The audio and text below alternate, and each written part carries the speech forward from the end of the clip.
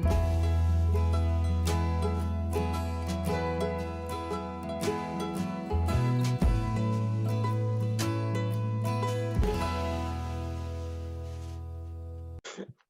buenos días, queridos hermanos. Un feliz sábado a la Iglesia de Canadá. Que Dios pueda bendecirlos en este hermoso sábado y qué gusto poder estar con ustedes, hermanos queridos.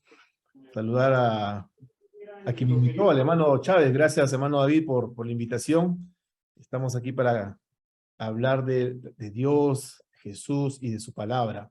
Gracias también, queridos hermanos, porque pude entrar un poquito en la previa al culto divino y vi los proyectos que tienen, ¿no? El proyecto grande del templo, ¿no? Un proyecto que hay que orar y trabajar para que Dios pueda hacer realidad también, ¿no?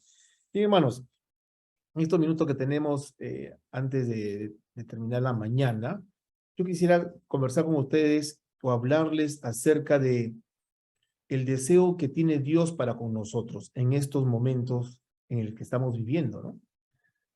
Cuando repasamos la Biblia, y siempre hemos escuchado esto y quiero repetirlo, solamente hay 4 capítulos en la Biblia en donde encontramos perfección, ¿no? Los 2 primeros capítulos, la creación, en el capítulo 1 de Génesis y el capítulo 2, cuando Dios crea al hombre, y el capítulo 3 de Génesis encontramos pues cuando entra el pecado y ya no hay perfección, ¿no? Y entró el pecado, ¿no? Y los últimos 2 capítulos de Apocalipsis, ¿no? Cuando se instala la tierra nueva, el cielo nuevo y la tierra nueva, ¿no? Y podemos ir a Apocalipsis, mis hermanos, busquemos en las Biblias, no tengo diapositivas, así que vamos a abrir la Biblia, por favor. Los últimos 2 capítulos de Apocalipsis, Apocalipsis 21 y 22, es donde también hay perfección. En los demás capítulos, excepto en estos 4 que he mencionado, está la lucha entre el bien y el mal, estamos estudiando el peregrinaje del pueblo de Dios al entrar a Canaán y todo lo que sabemos, la historia del mundo, ¿no? La historia de esa tierra, pero en estos capítulos encontramos eso de perfección. Y en el capítulo 21 de Apocalipsis encontramos lo siguiente, capítulo 21 de Apocalipsis, 21:1. Entonces vi, ¿qué dice? Un cielo nuevo y una tierra nueva, porque el primer cielo y la primera tierra habían ya pasado y el mar ya no existía más. Pues definitivamente, ¿no? La creación que el Señor hizo en Génesis ya no existía más, porque se instalaba una nueva tierra, en la nueva Jerusalén, descendía después del milenio, ¿ah? Después de limpiar y purificar toda la tierra, descendía esta nueva Jerusalén. Versículo 3. Y oí una gran voz del cielo que decía, el tabernáculo de Dios está ahora con los hombres. Él morará con ellos serán su pueblo, y Dios mismo estará con ellos como su Dios. Y aquí se refleja el gran anhelo que tiene Dios, ¿no es cierto? Estar con cada uno de nosotros. También hemos escuchado muchas veces, ¿no? Ese es el gran anhelo de Dios, estar siempre con cada uno de nosotros. En los pedidos de oración que escuché, con nuestra hermana Reategui dirigió los momentos de oración, y lloramos por los enfermos, por los necesitados, los que tienen problemas, dificultades, es porque al producirse el pecado, pues nos hemos alejado nosotros de Dios. Él nunca se alejó de nosotros. Nosotros nos alejamos del Señor y vienen las consecuencias del pecado. Pero el anhelo del Señor es que siempre moremos con Él. Él more con nosotros. Versículo 4. Enjugará Dios toda lágrima de los ojos de ellos, y ya no habrá más muerte, ni habrá más llanto, ni clamor, ni dolor, porque las primeras cosas, ¿qué cosa, mis hermanos, qué había pasado con las primeras cosas? Ya habían pasado, eran pasado. Ese es el deseo de Dios para nosotros, para que todos nosotros podamos disfrutar de este cielo nuevo y tierra nueva, donde no habrá más llanto ni dolor, porque las primeras cosas, desde que el Señor creó el mundo y sucedió el pecado, ya no existirán jamás, ya habrán pasado. Yo estoy seguro que muchos de nosotros anhelamos estar en este cielo nuevo y tierra nueva, ¿verdad? ¿Verdad que sí, hermano Grover? Así anhelamos. Hermana Norma, anhelamos eso, hermana Norma. Claro que sí, ¿no es cierto? Acá yo puedo ver las pantallitas acá, ¿no? Hermana Salomé, hermana María Esther, anhelamos estar en ese cielo nuevo y tierra nueva, donde no habrá más llanto ni dolor, no habrá más lágrima. Cuando hablamos de llanto y dolor, no se refiere al dolor físico, ¿no? Se refiere al dolor emocional, a las preocupaciones, a las angustias, a los temores que tenemos, ¿no? Y describir la situación que estamos pasando en esta tierra, de repente es dedicar tiempo, pero de cosas que ya sabemos lo que estamos pasando. Pero yo cada vez que leo esta parte de la Biblia, me he hecho una pregunta. Pero hasta que esto suceda, hasta que Dios venga por segunda vez y nos lleve al cielo, hasta que pasemos los 1000 años ahí, esos años eternos, no 1000 años, porque no nos imaginamos, ¿no? Pero 1000 años conociendo lo que Dios hizo por nosotros en su ministerio de redención y descendamos con Él a la Nueva Jerusalén y disfrutemos de lo que dice la Biblia, hasta que eso suceda, ¿qué tenemos que hacer nosotros? ¿Qué tenemos que hacer nosotros? ¿Cuál es nuestra actitud de nosotros como miembros de iglesia aquí? ¿Qué tenemos que hacer, mis hermanos? ¿Se han preguntado ustedes? ¿Cuál es nuestra función, nuestra razón de vivir, nuestra misión? Y yo voy a tratar de responder con 3 versículos o tres pasajes de la Biblia. Mientras eso sucede, ¿qué tenemos que hacer? Y vamos a ver. Primer pasaje, vamos a Lucas. A Lucas 12. Lucas 12, 54. Lucas 12, 54. Mientras el Señor viene, ¿qué tenemos que hacer? Lucas 12, 54. Decía también a la multitud, cuando veis la nube que sale del poniente, luego decís, agua viene, y así sucede. Cuando sople el viento del sur, decís, hará calor, y así lo hace. Interesante, ¿no? Cómo el Señor comienza a explicar algunas actitudes o el conocimiento que tenía la gente del clima, ¿no? Yo me acuerdo, yo me crié en Lima, ¿no? Aquí en el sur de Lima, en Chorrillos, y para nosotros de niños, jovencitos, el mes de agosto era el mes de los vientos, y era el mes donde salían las cometas, ¿no? Así de niños teníamos meses, ¿no? El mes de las canicas, el mes del trompo, y llegaba agosto, el mes de las cometas, porque hacía mucho viento, ¿no? También trabajamos en la selva, y con nuestro hermano David Chávez, ¿no? Y cuando se oscurecía el cielo, porque va a llover, bueno, va a llover y sabíamos y podemos identificar algunas cosas que van a suceder al conocimiento del clima, ¿no? Y aquí el Señor dice, ¿no? Ustedes conocen cuando, cuando la nube sale por el poniente, pues va a llover. Cuando sopla viento del sur va a hacer mucho calor. Pero sigue diciendo, versículo 56, hipócritas, ¿sabéis distinguir el aspecto del cielo y de la tierra? ¿Y cómo no distinguís este tiempo? Lo primero que debemos hacer, mis hermanos, es saber distinguir el tiempo en que estamos viviendo. No nos olvidemos, hermanos. A veces seguimos viviendo como si, en mi caso, ¿no? Yo hubiera tenido 7, 8 años, ¿no? De toda la felicidad, ¿no?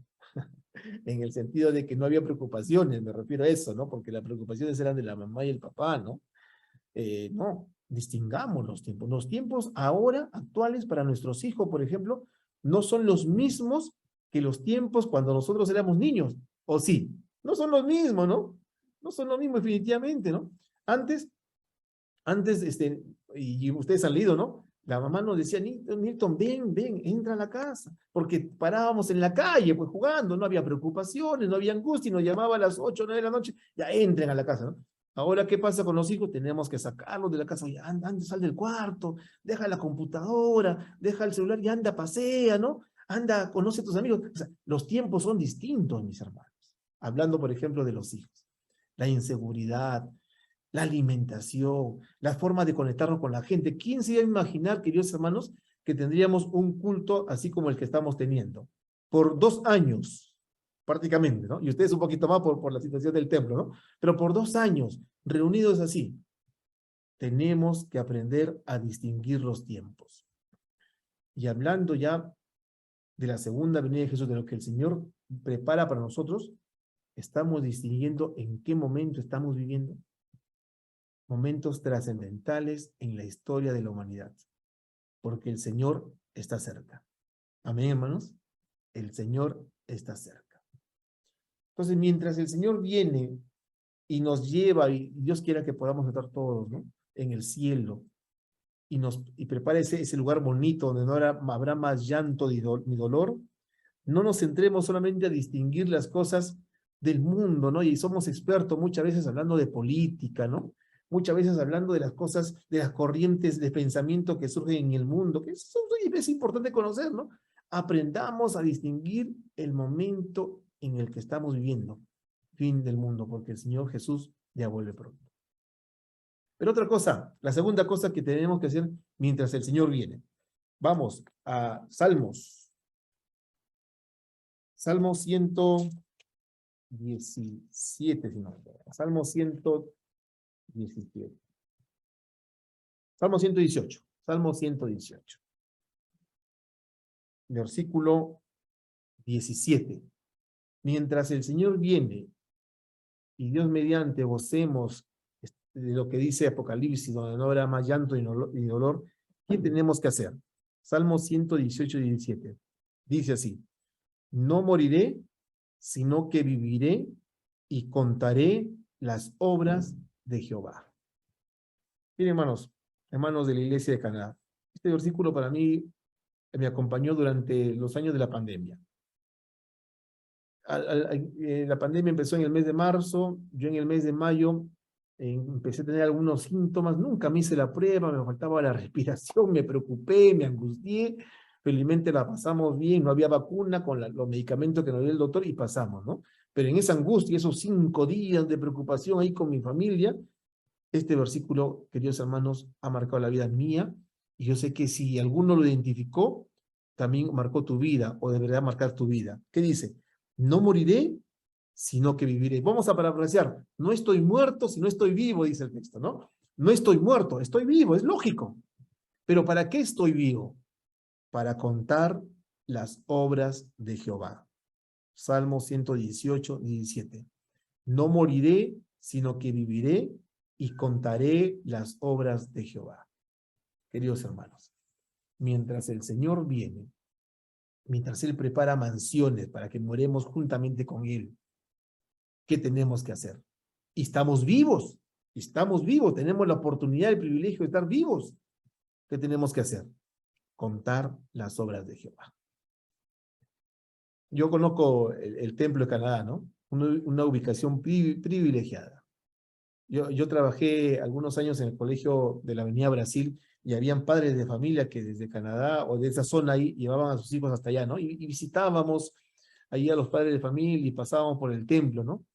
Y cuando se desarrolla el proyecto que escuché por ahí que están trabajando ahí, el único objetivo es hacer esto: predicar y contar las obras de Jehová. El único objetivo del Club de Conquistadores, que creo que ahora van a ir a otro templo temporalmente, ¿no?, es predicar las obras de Jehová. El único objetivo, queridos hermanos, de tener tantas actividades, tantos departamentos, ¿no?, tantos talentos, es predicar las obras de Jehová. La única razón de ser de que tú seas profesional, empresario, médico, contador, enfermera, yo no describo más porque no lo conozco, ¿no?, es para cumplir eso: predicar las obras de Jehová. Por supuesto que es importante, pues, trabajar para lograr tus objetivos particulares, sostener la casa, alimentarte, los hijos que vayan creciendo, la universidad, por supuesto que sí. Pero eso no es tu objetivo principal, no debe ser nuestro objetivo principal. Por supuesto que es importante salir a pasear, hacer un viaje familiar, por supuesto que sí. Pero nuestra misión más sublime es la de predicar y hablar de las obras de Jehová. Hermanos de Canadá, mientras esperamos el cumplimiento de la promesa de Jesús, porque la Biblia dice, ¿no?, Dios no falla sus promesas. En hebreo encontramos, ¿no?, y dice, ¿no?, porque un poquito y el que ha de venir vendrá, dice Hebreos. O sea, de que Jesús viene, viene. Pero mientras eso sucede, tenemos que contar las obras de Jehová. ¿Estamos contando las obras de Jehová? Yo veo aquí 49 conexiones, entiendo que son familias, multipliquemos por 3 o por 4, estamos 150 personas de repente por cada conexión, no sé. ¿Estamos predicando las obras de Jehová? Esa zona importante que usted vive, creo que se llama San Luis, ¿no? Más o menos por ahí, ¿no? ¿Estamos llegando a la gente? Tenemos que hacer eso, mis queridos hermanos. No hay otra razón de ser como iglesia adventista, como miembros de la iglesia adventista del séptimo día, que predicamos el advenimiento de Jesús. Dos cosas hemos visto, doctora. Primero, ser conscientes del tiempo en que estamos viviendo, ¿correcto? Ser conscientes del tiempo que estamos viviendo. Somos expertos en muchas cosas, así como en ese tiempo los judíos eran expertos en el clima, ¿no? Porque ellos se dedicaban a ver el clima por la agricultura y la ganadería, ¿no? Correcto. A veces somos expertos en muchas cosas, pero no somos conscientes del tiempo en que estamos viviendo. Primero. Segundo, mientras se cumple la promesa del Señor, predicar y hablar de sus obras. Pero vamos al tercer punto. Mateo. Vamos a Mateo, capítulo 24. Bueno, y cuando escuchamos Mateo 24, ya uno saca su conclusión, ¿no? Y dice, Mateo 24, ¿qué tema se habla en Mateo 24? Ya sabemos, ¿no? Las señales del tiempo del fin, ¿no? Sí, ahí están las señales del tiempo del fin. Queremos un poquito leer este capítulo, pero centrarnos en lo que le voy a mencionar. Mateo 24, 3. Lo tienen ahí, ¿verdad? Dice, estando él sentado en el monte de los olivos, los discípulos se le acercaron aparte diciendo, dinos, ¿cuándo serán estas cosas y qué señales habrá de tu venida y del fin del siglo? Miren, esta pregunta que muchas veces nos hemos hecho, muchas veces hemos escuchado, hay mucha preocupación sobre la existencia del planeta, de la Tierra, ¿no? Asuntos ecologistas, y no vamos a hablar de ese asunto, ¿no? Que estamos, no cuidamos la naturaleza, es acerca del fin de la humanidad, ¿no? Esa preocupación que escuchamos actualmente no es nueva. Hace 2000 años, sus discípulos le preguntaron al Señor, ¿cuándo será el fin? ¿Cuándo será el fin? ¿Cuándo se cumplirá todo esto, Señor Jesús?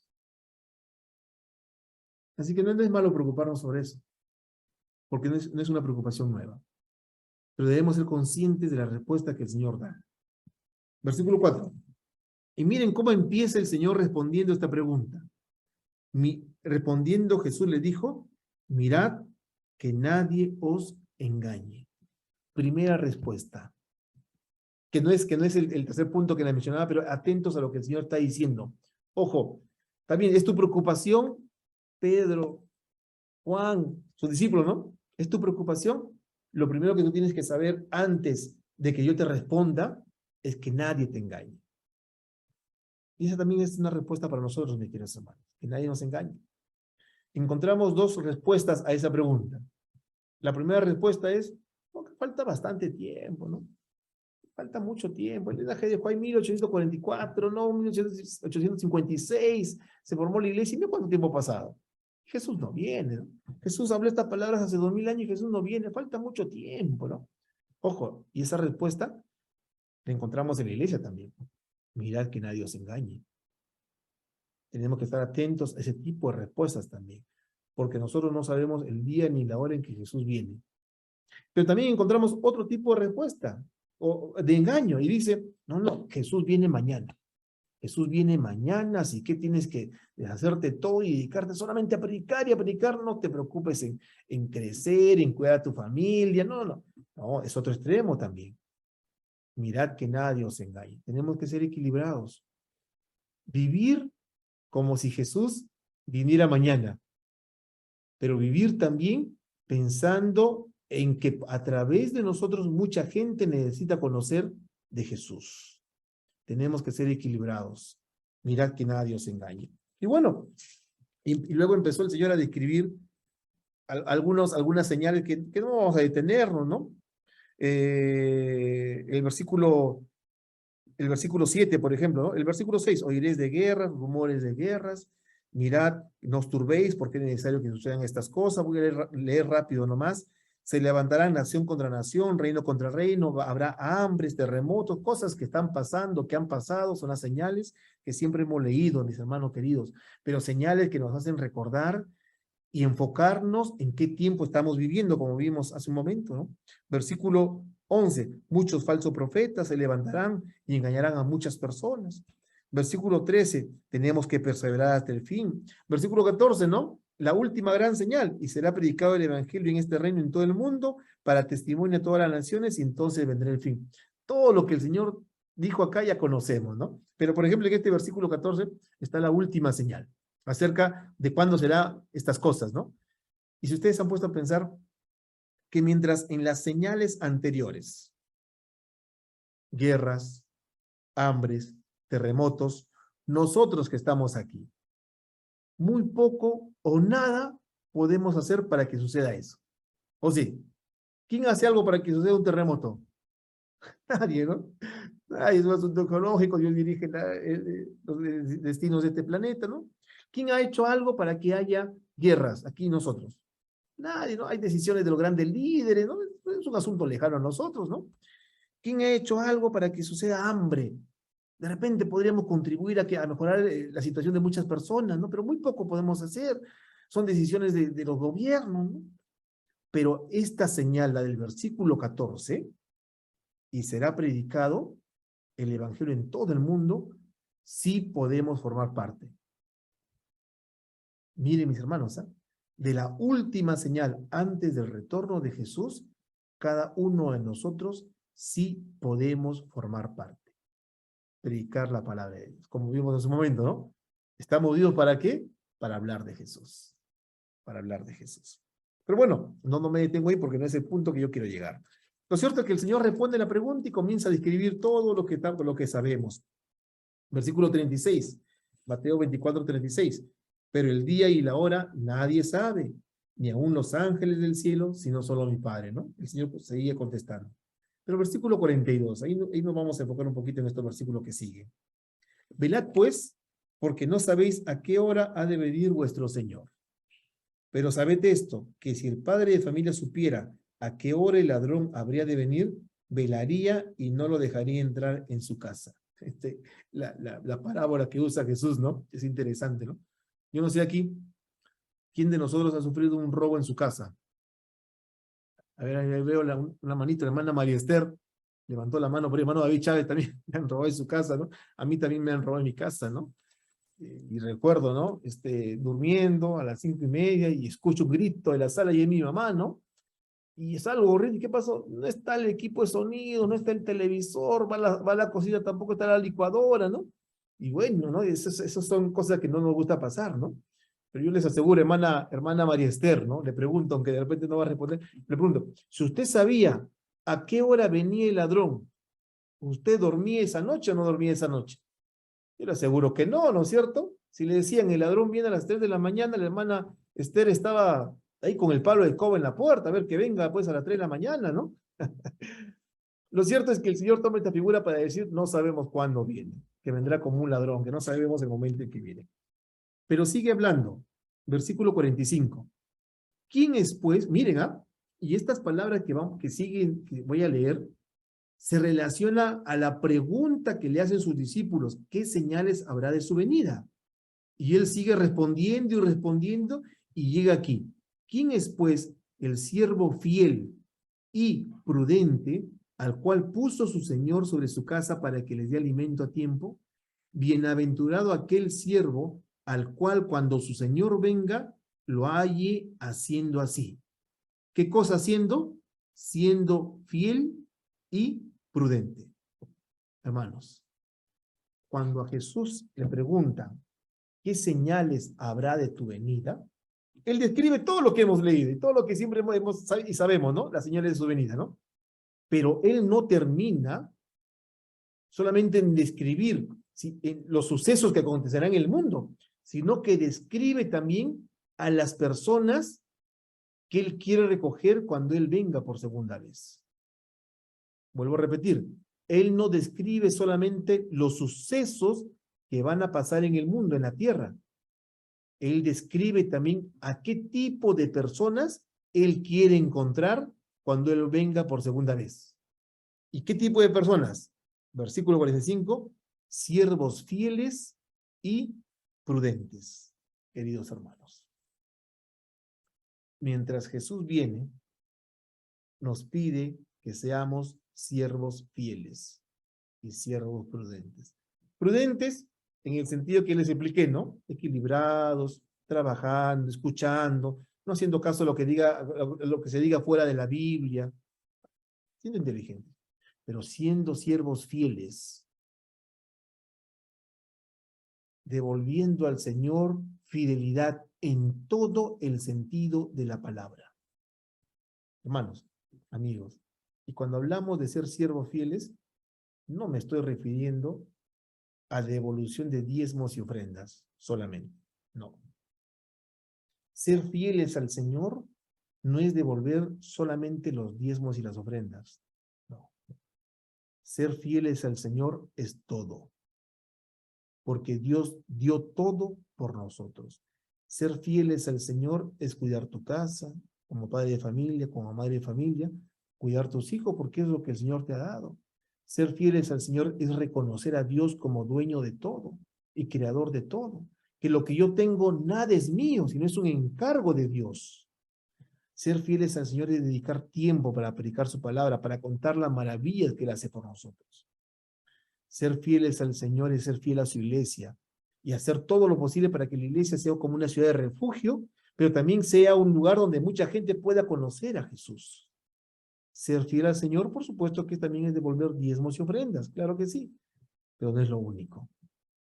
¿Saben, mis queridos hermanos? Cuando el Señor venga, y aquí está palabra de Dios, dice que Él quiere, dice, ¿no? Versículo 46, bienaventurado aquel siervo al cual cuando su Señor venga, lo halle haciendo así, siendo fieles y prudentes, mi querida hermana. ¿Y cómo estamos siendo ahora? Sabemos que Jesús viene, ¿no? Sabemos que lo que hemos leído en Apocalipsis se va a cumplir, ¿o no? Sí, claro que sí. No hay duda de eso, no hay duda de eso. Pero mientras el Señor viene, tenemos que hacer algunas cosas. Y hemos descrito dos, pero yo quiero centrarme en esta, en primer lugar. Ser fieles al Señor. Yo entiendo la vida cristiana de la siguiente forma. Y de repente alguno puede entender un poquito distinto y no hay problema. Al final todos somos hijos de Dios, ¿no? Que la base del éxito en nuestra vida para poder estar con Dios en el cielo es ser buenos mayordomos, fieles al Señor. Cuando tú eres buen mayordomo, dedicas tiempo para predicar, dedicas tiempo para hablar de Dios. Cuando tú eres buen mayordomo, tus talentos están a disposición para servir a los demás. Cuando eres buen mayordomo, vives una vida sana porque te alimentas bien, cuidas tu cuerpo, haces ejercicio. Cuando eres buen mayordomo, todo lo que tienes está a disposición del Señor. El Señor que nos ha prometido derramar bendiciones a nosotros, queridos hermanos. ¿Sí? Y el Señor nos hace un llamado en estos momentos. Por eso cuando seguimos leyendo, ¿no? Y el Señor sigue hablando, ¿ah? A la pregunta que se les hace, que le hacen sus discípulos, sigue hablando, ¿no? Y encontramos ahí la parábola de las 10 vírgenes prudentes, la parábola de los talentos, ¿no? Miren, ¿ah? Todo lo que el Señor habla cuando se le pregunta cuáles son las señales del fin. Y en el versículo 23 del capítulo 25, Mateo 25, 23 dice, del 22, Mateo 25, 22. Se acercó también él que había recibido 2 talentos, hablando de la parábola de los talentos, y dijo, Señor, 2 talentos me entregaste, aquí tienes, he ganado otros 2 talentos sobre ellos. ¿Qué dijo su Señor? Bien, buen siervo y fiel. Sobre poco has sido fiel, sobre mucho te pondré, entra en el gozo de tu Señor. Hermano querido, el Señor quiere encontrarnos siendo siervos fieles. El Señor quiere llevar al cielo a personas que son fieles a Él. Y fidelidad es todo, hermanos queridos, es todo. En un momento alguien decía, ¿no? ¿Alguien que da estudio bíblico se salvará? Claro, ¿no? Pero alguien que no es fiel y da estudio bíblico se salvará, y hay silencio, ¿no? Alguien que es fiel en sus diezmos solamente y no habla de Jesús se salvará, silencio. O sea, no. Tenemos que ser fieles en todo el sentido de la palabra, en todo, para poder encontrarnos con el Señor. Que Dios me lo bendiga, mis queridos hermanos. Y yo quiero hacer un llamado esta mañana, ¿no? Un llamado esta mañana. Bueno, tarde ya. A mis hermanos de Canadá, que no lo conozco a casi ninguna, ¿no? ¿Cómo está tu vida? ¿Cómo está tu familia, hermano Ner, hermano Honorato y Juana, hermano Alberto Morales, Rosemary? ¿Cómo está tu vida familiar, personal? Hermana Reida Polpán, qué gusto, hermana, verla, ella sí la conozco, hermana, en el Colegio Brasil. ¿Cómo está nuestra vida? ¿Estamos siendo fieles al Señor? ¿Fieles en todo el sentido? Nuestro compromiso, nuestro pacto con el Señor, estamos cumpliendo permanentemente. ¿Reconocemos a Dios como nuestro Salvador? ¿Sí? Yo quiero pedir, si alguien no lo ha estado haciendo hasta ahora, de repente todos, comprometernos a ser fieles al Señor. ¿Te comprometes? Levanta la mano ahí, yo no puedo verlo a todos, pero levanta la mano si te comprometes a ser fiel al Señor. Fiel al Señor en todo el sentido de la palabra. Vamos a orar. Vamos a orar.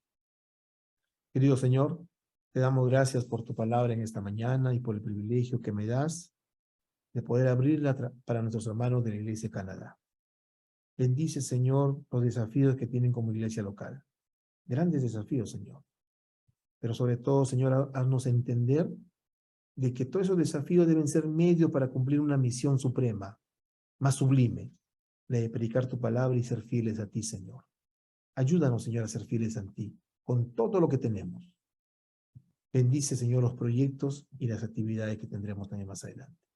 En el nombre de Jesús. Amén.